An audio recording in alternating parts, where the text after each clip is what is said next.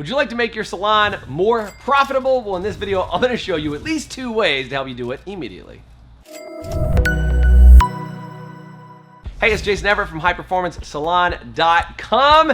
And a lot of people ask, they're like, Jason, salons by nature don't spit out a lot of profit. So how do I make sure that I get every slice of profit out of my salon that I possibly can? Now, this depends on how big of an operation that you're running. Because if you're running, let's say, under $500,000, okay, let's take all the salons out there and say there's a certain percentage, maybe I'm making this number up, but it'd be, let's say, 80% of salons operate under $500,000, and then the other 20% operate over $500,000. Well, you gotta ask yourself, what's really going on in that first $500,000? Because for a lot of those people, they're trying to get past the struggle stage. They're getting into the success phase, but a lot of times the only profit available to a salon owner under $500,000 is if they actually go to work behind the chair. Now, these are very generic numbers, but I'm kind of giving you at least an example. So you're probably working behind the chair, maybe taking a little bit of owner's salary, but there's a very slim profit under $500,000. Now, over $500,000 doesn't necessarily mean there's way more profit. In fact, margins can still be very tight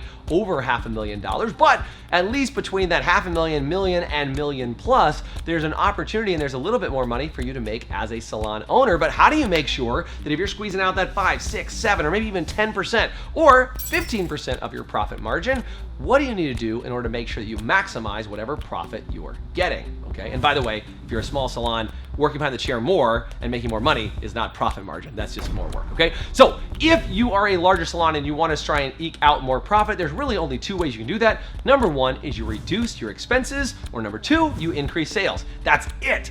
Bottom line. So I would ask you, how are your retail sales doing? How are your upsells and cross-sells and other services that you're offering? Are all of your service providers busy? Are they 80% booked, or are they sitting at 25% capacity? Because the lower performing your team is, the less profit you will have. So that's one thing, is making sure that you're maximizing all your profit. But let's say your whole staff is busy. They're completely slammed. They're totally booked. And you're like, Jason, how is it that I'm not making any money?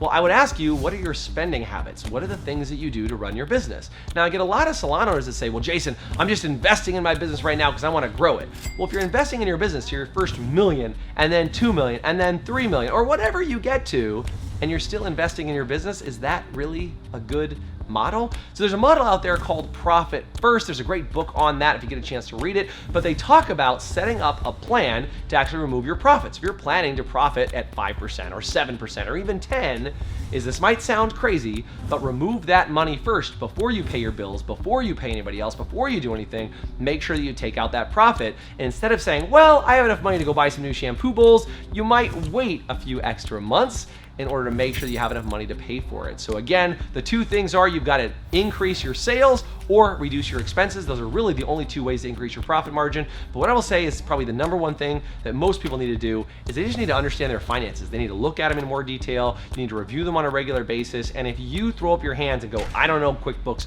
I don't really like my accountant, I know what the problem is that you don't even know how to look at your finances. So number 1, get a great accountant that you can check into and work to do those 2 things that I mentioned, is either increase your profit or reduce your expenses. Hope you enjoyed this video. See you soon.